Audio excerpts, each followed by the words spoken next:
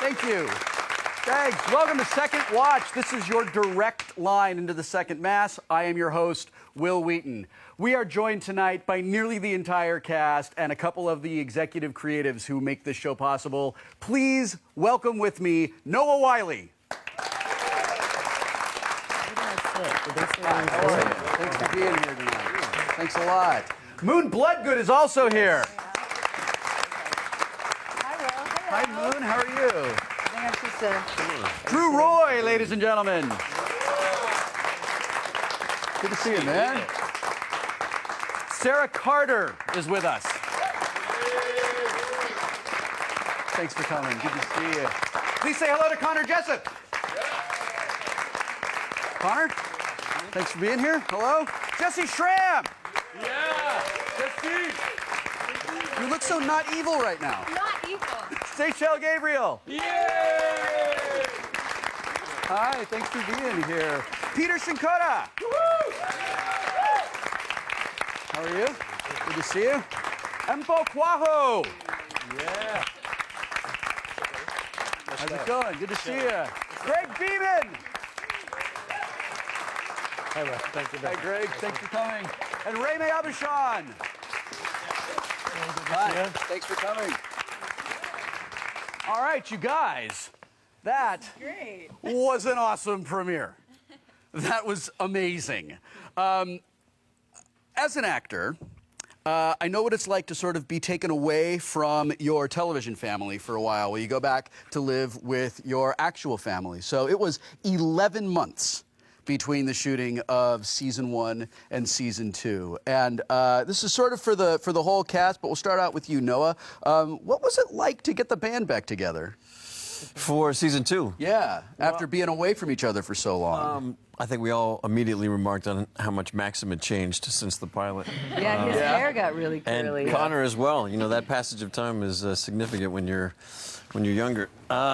Yeah, it was great. It was great. You know, it's sometimes hard to decompress from a show like this and re-ingratiate yourself to your friends and family. And it's equally hard to gear yourself back up. But I think we all had so much time off that we were just excited to hit the ground running and really try to build on the momentum of the first season and outdo ourselves. So we all came ready to play. When you guys decided that this was going to be 3 months later, did you factor in that you were going to have a really long hiatus to sort of like give everybody a place to go? Or was that just sort of like a happy coincidence? I think it's a combination. We certainly knew that Maxim had grown up, and we knew that Connor was, you know, starting to fit into his teenagehood, but I also think from a story point of view, we thought it would be fun to give everybody a little space before we started our story. It is an important moment in a young man's life when the alien harness spikes begin to grow out of your back. It's a real coming of age kind of. Yeah, yeah. Listen, you guys, a lot happened in these 2 episodes tonight. I have a huge stack of cards of questions to get through, so I will go directly there now. Noah, let's start out with Tom and his encounter with the Overlord. All right, so the Overlord lies to Tom to get him onto the ship. Nice job, by the way. Lies about Ben to get him on the ship. Tortures him while he's on the ship. Then tells him, listen, dude, this is totally fine for you. Just go live your life in freedom camps. It's going to be awesome. And then he finds out like what the motivations of the alien invasion actually is. So how does this affect him going back to find his family and to rejoin the resistance? How does this new information change what's sort of like important to Tom now that he really knows what they're up against? I think he comes back a lot more resolute that there's no more negotiations to be had. I don't think that he has any illusions that this is going to end any other way but on the battlefield to the last man at the last stand, which makes him a lot more pragmatic and a little bit more philosophically along the lines of where Captain Weaver was last year. Yeah. We have to, you know, rebuilding society is all fine and good, but we have to win back the planet first. Moon, the first time Anne sees Tom, so it's been 3 months. It's clear that there's something happening between them at the end of last season. She's waited 3 months for him to come back and goes from, oh, by the way, Tom's back, also kind of shot in the stomach, and would you please save his life? But of course, I think he's dead. I don't know that he's coming back. So when I see him, he's got this life-threatening wound. But I don't have time to process it. But I think he's gone. So I've already mourned him, and at this point now I have to suddenly change my reality and kind of get reacquainted with him. And you see that beginning. It's not the priority. Obviously, he's back, and there's so many more things that are important. But you do see them kind of slowly get back to where they left off. And in television, you get to take all of that, and you have to do it in about 2 seconds. 1/8 of a page. Yeah. Right? While I'm saying medical jargon that I don't understand and trying not to poke Noah in the wrong place. Drew, I really, really loved the way the relationship between Ben and Hal is changing. It seems like Ben's evolution has put a tremendous amount of stress and strain on the relationship between the two of them as brothers. So I wonder if you think that Tom's return now, so that maybe Drew doesn't have to be the father figure, is going to sort of bring them back together, or if it's going to make that pressure even more intense. Well, if he keeps throwing me on the ground in front of my woman, it's going to make things a little difficult. Very intense. But yeah, no, it's definitely a very tricky relationship. Being brothers, he doesn't want to take orders or any kind of command from an older sibling. So with the dad figure being back in our lives, we're going to see some tricky things. Everything's been kind of scrambled up now because for 3 months we've had to be on our own. So there's clearly like something. Seems like there's something going on between Maggie and Hal, right? I mean, there's a little bit of a flirtation kind of constantly happening. And I noticed the last shot in that scene when after Ben walks away is on Maggie, right? And she looks so uncomfortable. Like, I really wish I could not have been there. Like, was that like awkward? Yeah, I think, Maggie is sensitive to how Hal is feeling, and she's sensitive to him being, why do I want to say emasculated? Because, Well, that's what's going on. When you have a brother who used to be a I'm nasty, still worried throws you about to it. the I'm ground. still worried about it. Yeah, making you feel great all the time. Yeah, that's Maggie's job on the show, to just kind of make sure that Hal is, he's got a strong woman at his side at all times. Yes, Make sure your job is to remasculate Hal. Easy now. All right, okay. Tonight we saw the interior of that alien spaceship that Tom and Karen boarded at the end of last season, and it looks something remarkably similar to that. Wow. And it's really cool. Rami and Greg, I understand that some of this is practical and some of this is CGI. I was looking and couldn't figure out where one ended and the other began, and I wondered if you would. Started watching it at the dailies. But, No, I actually watched this like the audience did on the television. So I wonder what went into the process of building this. How much practical set did you have to work with, and how much did you do in post? Well, truthfully, it was very little practical set. The hallway where he was tortured and dragged out was a practical set. Yeah. But even that was pretty enhanced by CGI. And then there was like the doorway and a little bit of wall. So it's a tricky way to direct and I think for the actors to perform. There's just a big blue screen set, and there's no alien there, and Noah has to work with. We had an actor there to give him an eye line, but it's a very kind of empty space where everything has to be imagined. As far as the design of the set goes, it started with our art department, and our production designer did the original sketches. It's an area where Steven Spielberg is very involved, the design of the spaceships and the design of the aliens. So it went through a lot of metamorphoses and changes, and truthfully, I think we all feel like the final result is better than we ever expected. We're really happy with it. Jesse, when you and Noah are working in that set, and like I've done that, I've worked on those sets where all you see is the green screen. and there's nothing there. On Star Trek and Eureka, yes, you win a prize. When I remember being in those things, it's distracting because you want to like kind of create this reality, but you need to be connected to the other actor. So, what was it like for you to be in those scenes? Well, it was interesting because you are trying to create your own reality and you're imagining, okay, I see the Earth through this glass floor. But we did have an actor in a blue suit as well, so she was the alien, which I got to pull a little bit from. But at the same time, you're trying to imagine your own thing and theirs, and I don't know. I guess you use your imagination the best you can and also go off of the other actor as well as to what they're seeing or maybe feeling. There's this great moment of defiance from Tom when the Overlord leans down and gets like right up into his face. And it's you in profile, but it's so, at that moment, I think that's when I saw it. When I saw this beat here, where it just looks like Tom is going to fight these guys to his last breath. And there was a person in a blue suit in front of you? I think At that point in time, I think there was a tennis ball and a stick. There's a tennis ball on the end of a stick. And as a director, my job is to I'm trying to imagine it myself and try to just create a little bit of a painting going, okay, so here's what's happening. Yeah. But, Noah did a fantastic job. You got a tennis ball on a stick. You have no idea how good you have it. Back in my day, we had a piece of tape on a flag, and we were grateful. When Tom comes back to the second mass, he sees that a lot of things have changed. Everything feels different. All the characters feel different. But one of the big changes we have is this well-oiled fighting machine, kind of in the midst of them, called the Berserkers, right? So, Empo, I think you can speak. Well-oiled being the operative term, yes, of course. Yes, there's a lot of oil happening there. So, Empo, I think that you can sort of speak to these guys because you seem to be spending a strange amount of time with them for someone who was a police officer. How do you see them fitting into the larger resistance movement? Well, let me just pat myself down first. Yes, it is extraordinarily warm in a little here. bit hot in here, fans. Just so y'all I'm know. glad I wore a jacket. I don't know if I still understand why Anthony spent so much time with the Berserkers. I don't know if I get that. Yeah. But what makes sense is me keeping an eye on Pope at all times. That'll forever make sense to me.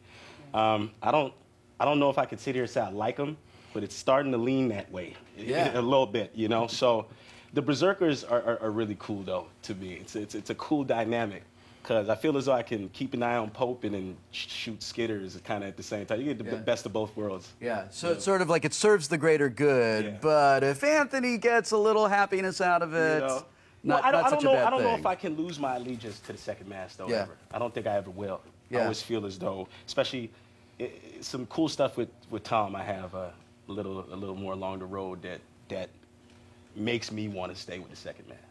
Oh. Are you foreshadowing? That's not a spoiler. I'm talking about me.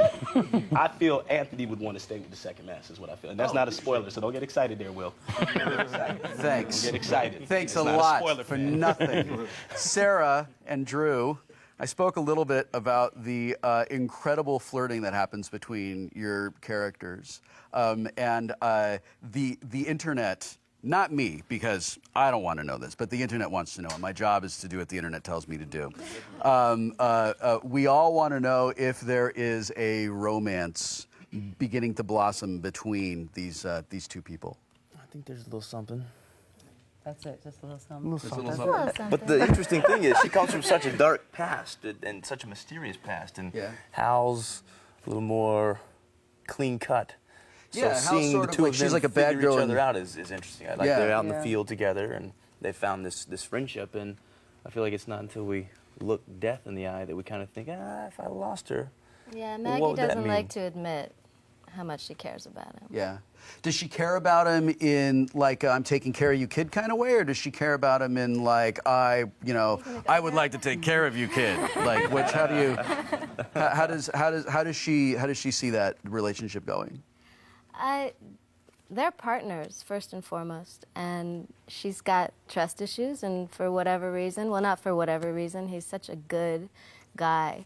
She trusts him. She can't help but care about him, and I think they both have an understanding that's valuable out there. There's a lot of relationships that are really beginning to grow in this season. The relationship between Lourdes and Anne is one of my favorites in the series, and with Anthony and the Berserkers and all of you guys. And I wonder do you have this feeling that, like, look, it's post-apocalyptic, there's aliens everywhere. Are all of these relationships just sort of doomed? This is a question for the room. Well, I think what's so interesting about the show is that, you know, life does go on in the face of everything, and that the show does dedicate so much time to the romances, to the sibling relationships, to all these different human dynamics, and the aliens almost provide the backdrop for all of this, which I think is one of the show's greatest strengths in a way. So these relationships are sort of existing in spite of I think it makes them even more precious. You know, when life is really fragile, it makes the quality of relationships that much more significant, and communication becomes that much more of an art form. No, go. I think what's interesting about the format of our show versus some other post-apocalyptic shows or concepts is that we're fighting to keep ourselves together. And there's a theory that, you know, in a post-apocalyptic world, we'd all become anarchistic, we'd all start eating each other, we'd all, you know, go away. But I think we're portraying a group of people who believe that relationships and the power of the human spirit is greater than any other adversity that might befall them. And I think that makes it for a very interesting way to put characters together, at least from a writing point of view. Ben is a warrior this season, right? I mean, like we see it like just from him just taking Hal down, and like right at the top of the show, bursting out of that window and going down and chasing after the Skitters. So I wondered if you would just tell us a little bit about shooting that particular scene, because it looks like that was you jumping out of that building. Oh, it was, yes. It was, you know, terrifying. Yeah, how high up is that? I mean, is that a second story? It's 2 stories, yeah. Yeah. I'm not exactly. I'm somewhat of a coward generally in life, and so, you know, it's kind of trying to mix actually surviving and not overshooting your mark and hitting the jump and then going right into, because the shot continues from there, it follows me.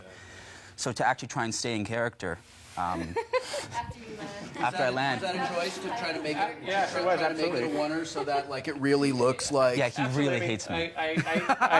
When Remy told me like last summer where the Ben character was headed, I immediately called up Connor in Toronto and said, get a trainer, eat your Wheaties, you're a warrior this year. Like, seriously. And I put this into context. This is 3.5 weeks before we start shooting. So that was the first I knew. I think this is the thing we will be speaking of as the season unrolls. As far as that shot goes, yes. Kind of, you know, from a directorial standpoint, I specifically tried to make the shot very complex and difficult. In some ways, to get, you know, the actor Connor out of his head, he had to hit a mark, pull a knife, run over, and like lunge a knife into the Skitter's mouth, all in one long take. And I think by making that degree of complexity, it kind of, in my opinion, allows you not to think about any one moment too much. Because the second that one thing happens, you have to move to the next thing. Yeah. Sure. Yeah, sure. Well, it was very convincing. It worked out fantastically. Jesse, Karen is harnessed and seems to be speaking for the aliens. And I wonder where's Karen? Does Karen exist anymore? I mean, she says, I'm still Karen, but where does she end, and where does this sort of like voice of the Overlord begin? Well, whenever you're harnessed, if you speak for the aliens, you become this vessel, you become their vocal cords, and you really don't have your own power or your own control. So I think that Karen is definitely still in there, she just has no power. She has no way of speaking out on her own, and I think when you're harnessed and speaking for the aliens, it's something where you are acting as them. There's no reaction, there's no natural thing. Do you really feel like Karen's just, do you think, you have to know as an actor, is Karen still there, or is Karen completely subsumed by this And She's a pocket. She's a pocket Yeah. in the mind, I feel. And do you think that there's like Stockholm syndrome going on with her, or has she really been kind of like, has she just been turned around and she thinks, you know, I for one welcome our benevolent alien overlords. Well, I mean, that's a question that you ask with anyone that is harnessed or has been, but I believe that when the harness is on, that's something that it's completely out of her control. All right, there is a super gross scene tonight that is awesome that we need to look at. There is a scene tonight when the alien bug implant is pulled out of Tom's eyeball, and all of us in the audience watch it like this.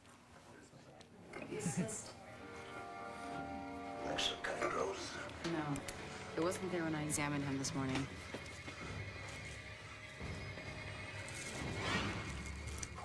What? What's wrong? It's moving.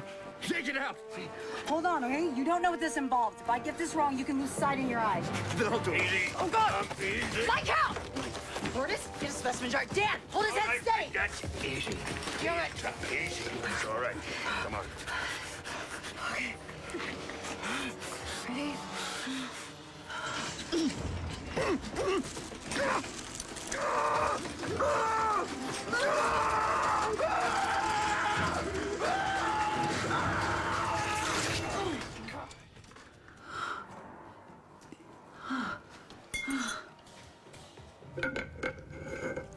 Looks like Parasite.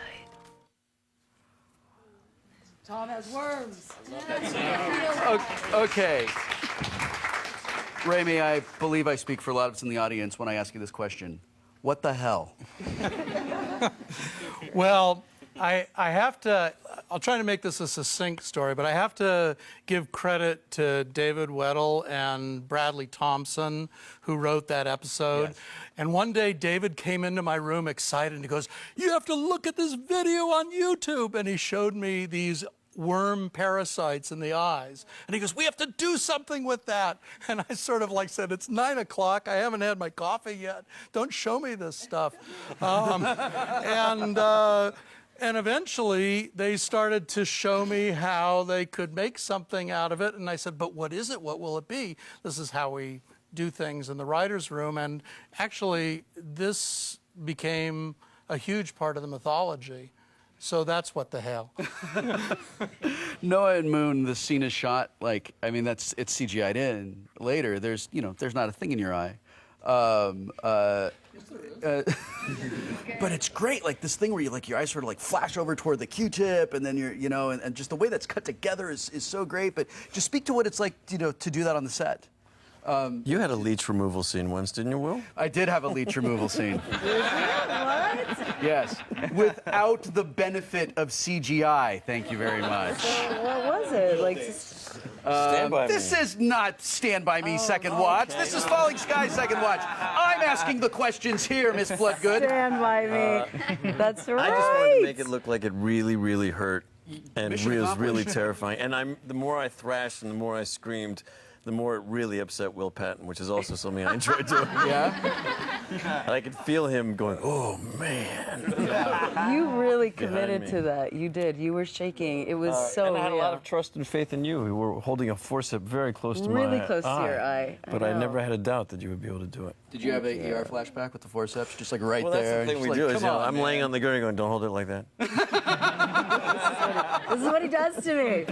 I knew a guy who came and who directed a couple episodes of ER, and he said that there were times where, like, if somebody was crashing, he would just be like, "Okay, somebody's crashing," and the whole cast's like, "We know what to do." Yeah. And everybody was sitting there got just like, "I'm not even going to direct this. You guys, you got this." Let's talk about the bridge battle. Okay. The bridge battle is super, super cool. I suspect that this scene was shot over the course of a number of nights, probably at a time when it was really, really cold. We have to explain the trick. There's no Well, bridge. The bridge battle is a particularly complicated entity from my standpoint, because the truth is, when you go around, we're in Vancouver, you go around and you look for bridges, all the bridges in the world are either being used for traffic to go across them, Yes. or they've been like decommissioned and they're not functional. Yes. So it really wasn't a bridge. What we finally found was like a ferry landing. It only goes halfway out. And so I stood there and I go, "Okay, well, I guess I can do this. I'll direct everything towards side A one way, and then we'll direct everything towards side B the other way." So it was Every single shot had to be thought of as a kind of a jigsaw puzzle, along with many other complications, because it was also pre-destroyed and post-destroyed. It was, more than anything else, a very, for me, directorially unpleasant exercise in like putting together a puzzle over the course of like, yes, 4 or 5 long nights in the bitter cold. Did you have to block shoot a lot Yeah, of that stuff? Oh, you guys. and I kind of, at a certain point in time, felt like there was only a handful of people, myself and the DP, who really understood exactly how all the pieces were going to go together. So it's very hard. Everyone has to get into trust of like, okay, this is going to fit in. Don't worry about it. Everything was out of sequence and very, very complicated. It went together very well. I was very happy with it. And the level of trust that you guys have to have in each other to know this is going to look great. Like, this is all going to come together. Well, it's not difficult, man. You know, you're working with, you know, the best in the business, you know, from Greg, Remy, and then down all the actors. Yeah. So it's not difficult to trust the team, you know. Some scenes are really fun to shoot. The bug eye scene, incredibly fun to shoot. It was great on the page, and all of us just wanted to rise up to the occasion of it. This, frankly, is not fun to shoot. It's just a chore. It's hard. You're just getting one piece at a time of a very, very complicated, long sequence. Yeah. But I ended up in the hospital. Yeah. With what? From the cold, I got a fever. I got really, really How sick. cold was the water that you went into? Like, on a scale of 1 to I'm never doing this again. I'm never doing that again. Yeah. Very definitely. It was. Yeah. It was not only was it cold because you know it's no. I'll ignore that. Ben just swims. That's it. He's just like, you know what, guys? This is my home. My home planet is a water world. Not only is it November in Canada, right? It's also Friday night at 5 o'clock in the morning. Yeah. And it's thankfully we managed to get each version like swimming out and then swimming back in one take each, and they had this little boat that would follow me around and had a hot tub on it. So you'd get out of the water and go into the hot tub, and it didn't really help. It sounds nicer than it was. Yeah. No, No, we didn't. We didn't have a hot tub. What about Star Trek? You need to have one on that. No hot tubs on Star Trek either. I know. We didn't get any of those things. They weren't in the budget. Yeah, it was a different world then, you guys. The good old days. and this guy's shouting at me from the beach, saying, "Faster, faster!" well, he was about to pass out. Yeah. We set a bunch of cameras up, and I kind of knew it was going to have to be done in one. And I really have to hand it to Connor, because there was a number of things that he had to do in these 2 episodes that we had a whole conversation. You have skitter blood. You don't wear coats. Everyone else gets to wear a coat. You wear a T-shirt. Yeah. And that's how he did the whole season. So he went into the water, and I could tell he was going to pass out. So I was shouting to him, you know, left, right, look up, look heroic. He's also a bit of a sadist because he takes an amazing amount of pleasure out of it. It's. Peter, in this sequence, you shoot down that beamer from the bridge, and then you get to go and destroy that huge alien radio tower. Just talk about handling all these high-powered weapons. Is it awesome? Yeah, it's awesome. I want to fudge. I want to screw it up so I can get another chance. I mean, Yeah. It's just great out there. I mean, I got to do that sequence a couple of times. Yeah. And it's just exhilarating. And as far as the second one, the scene when I have that the bazooka.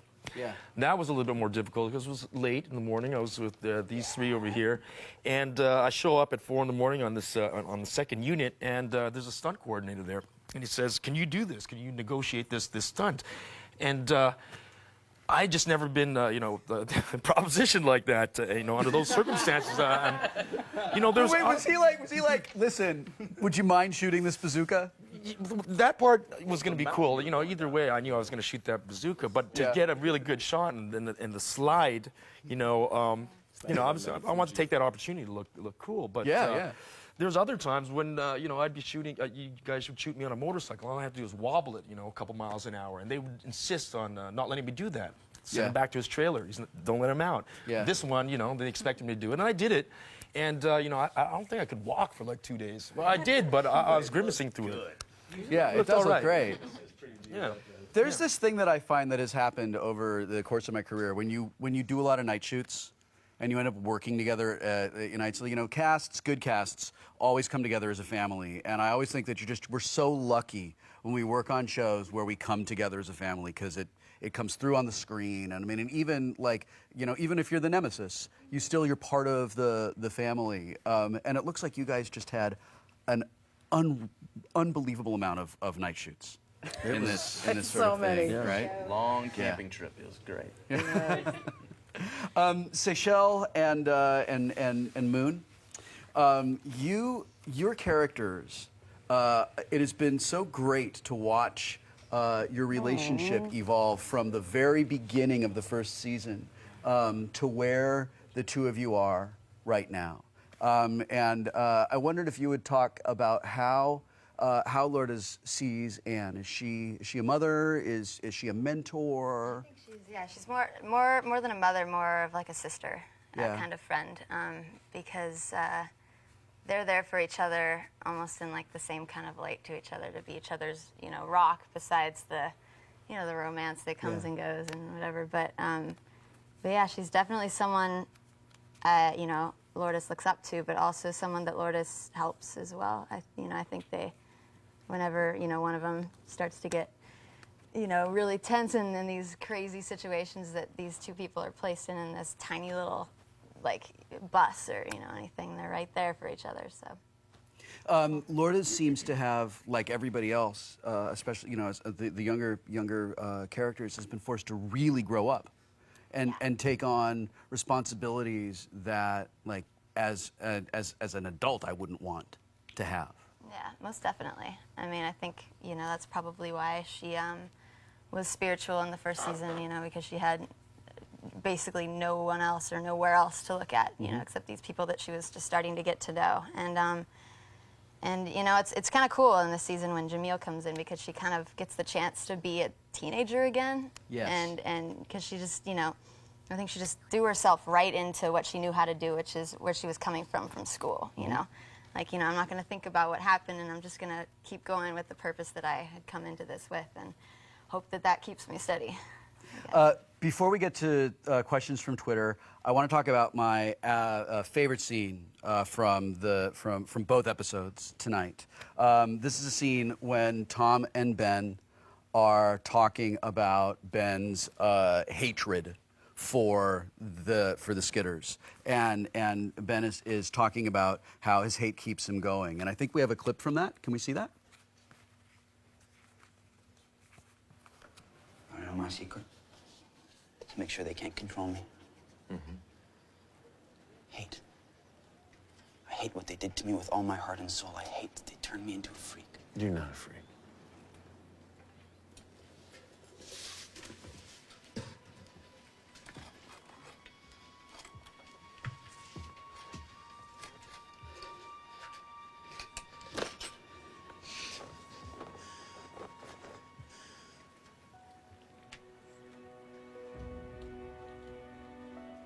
You gotta hold on to your hate, Dad.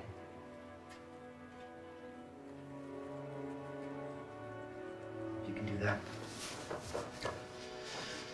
If you can do that, it doesn't matter what they've done to you. They won't be able to change you inside.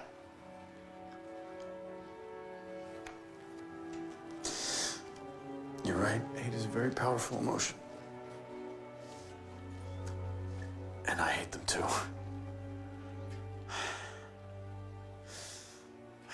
But if all you've got left is hate, then they've already changed you. The scene really affected me because I'm a dad, and you're a dad. Happy Father's Day. The thing you never want to hear your kids say is, I hate anything. Like, we raise our kids to love and to be kind. And you're raising a son, your character's raising a son in a world where that's just not an option anymore. So how does this scene affect you as a father, and how do you prepare for it? That scene was a long time coming. We'd shot quite a few episodes, and that became one of those floater scenes that you try to plug into the schedule whenever you can. Yeah. And we actually saved it till pretty much the end of the shooting season, mostly because they were still working on the design of what the back should look like. Yeah. And I really didn't want to see it until I saw it on camera, because I wanted that reaction to be organic. Yeah. But yeah, this is a world where hate is a component to life, and you have to kind of nurture a kernel of it, like kindling a small flame, in order to give you that much more will to go on and to meet the next demand of the day.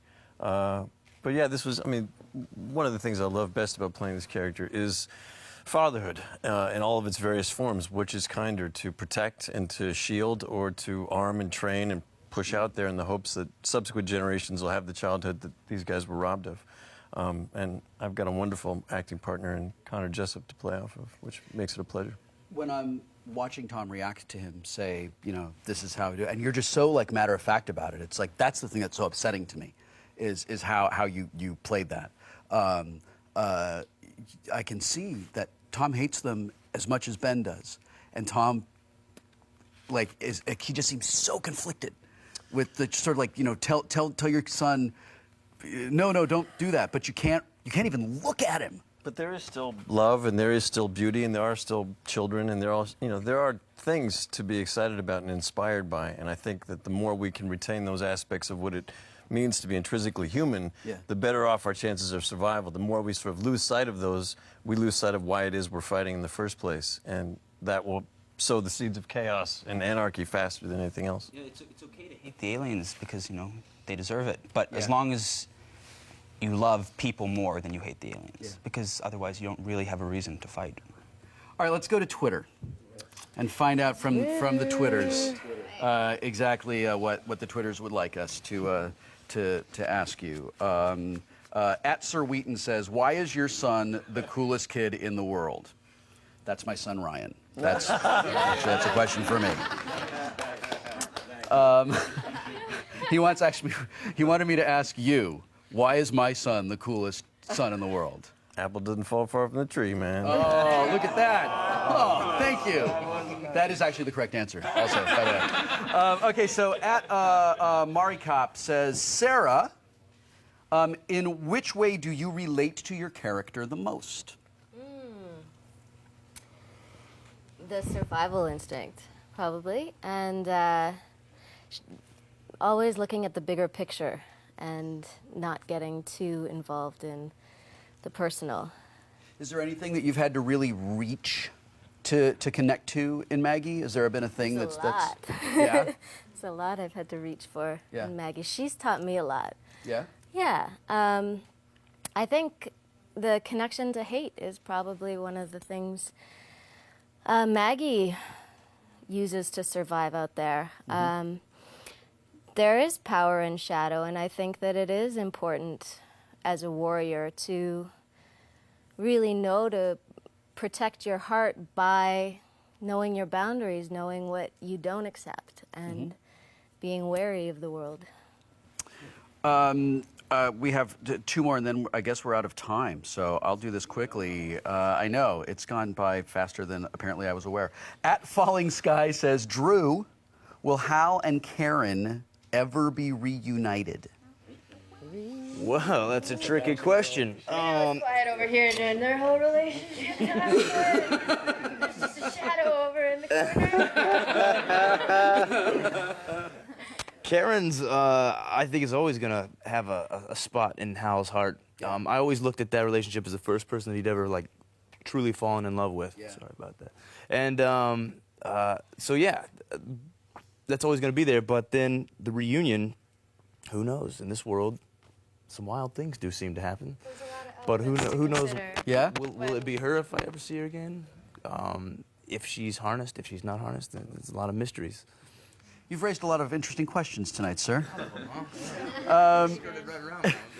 At FS Superfan has a question for Noah. What was going through Tom's mind when he entered the spaceship? Well, the way I rationalized it was his Achilles heel is his family, and it's the one thing that would get him to go on the spaceship is to tease him with information that there was something going on with Ben, and that him going on the ship would mean good things for Ben's future and prognosis for his transformation. But we wrote ourselves into kind of a tight little corner getting on that ship. I came in the second season. And so we had to employ a really excellent writing staff to write ourselves out. And good answer. I was really pleased with how we did it and the structure of the first episode, which I give a lot of credit to Raimi and also to Mark Verheiden, who's not here tonight, who penned that first episode. Yeah, I thought it was very clever. All right, well, listen, I want to thank you all for coming out and joining us tonight. I'm a huge fan of the show, and it's awesome to be in the same room with all of you guys. So I am really looking forward to this season. Thank you to our audience for coming and sitting with us. Next week, we will be talking to actors Colin Cunningham, Empho Quaho, Peter Shinkoda, and executive producer Reme Abushan. In the meantime, you can find more trivia, take a sneak peek behind the scenes of Falling Skies, and catch every episode of Second Watch right here at fallingskies.com. Until next time, keep the resistance strong.